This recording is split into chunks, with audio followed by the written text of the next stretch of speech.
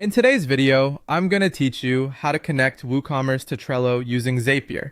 By the end, you'll have a clear, simple workflow that moves information from your online store into Trello automatically, so you can track orders, customers, or tasks without manual copying. Start by opening your Zapier dashboard. Look for the option to create something new and click on Create. This opens a blank automation.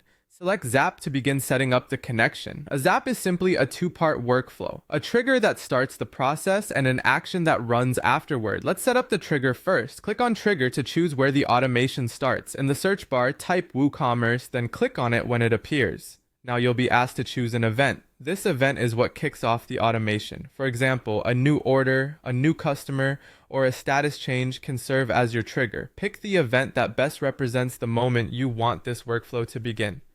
If you manage multiple stores, make sure you're thinking about which store this should reference, so your data flows from the right place.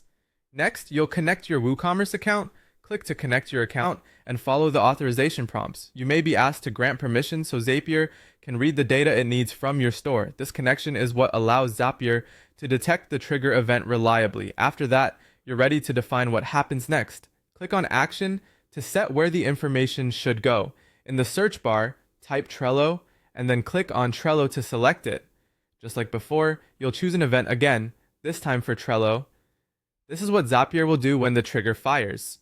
Typical choices include creating a card, updating a card, or adding a comment. Select the event that best fits your workflow, like creating a new card to track an order as it comes in. Now connect the Trello account you want to use. Click to connect the account and approve the requested permissions so Zapier can create or update content in the correct workspace and board.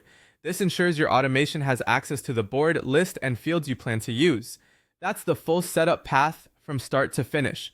Create a Zap, choose WooCommerce as the trigger, connect your store, then choose Trello as the action and connect your Trello account. With those pieces in place, your process is ready to move data from WooCommerce straight into Trello, saving time and keeping